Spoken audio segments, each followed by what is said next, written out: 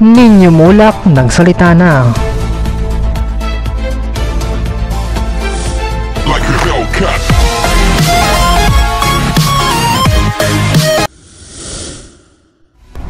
Sa isang hindi inaasahang pangyayari, naglabas ng pahayag ang Child Wonder of the Philippines na si Ninyo Mulak hinggil sa umiigting na issue patungkol sa kanyang anak ni Sandro Mulak. Sa isang cryptic post sa kanyang social media, nilahad ni Ninyo ang mga salitang, "Inumpisahan nyo, tatapusin ko." Ang kanyang maanghang na pahayag ay nagdulot ng interes at pagtataka sa kanyang mga taga-suporta at sa publiko. Walang detalyeng inilahad si Ninyo sa kanyang post, ngunit malinaw na ipinapahayag niya ang kanyang determinasyon na tapusin ang anumang kontrobersya na umuugnay sa pangalan ng kanyang anak.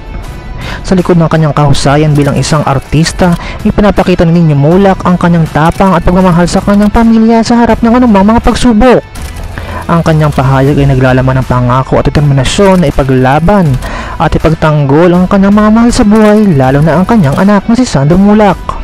Habang nananatili ang misteryo sa likod ng cryptic post ni Ninyo Mulak, patuloy na abangan ang mga susunod na kaganapan at reaksyon mula sa kanyang kampo at sa publiko.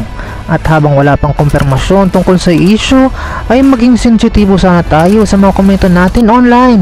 For more videos, just don't forget to like, share, and comment, and don't forget to subscribe!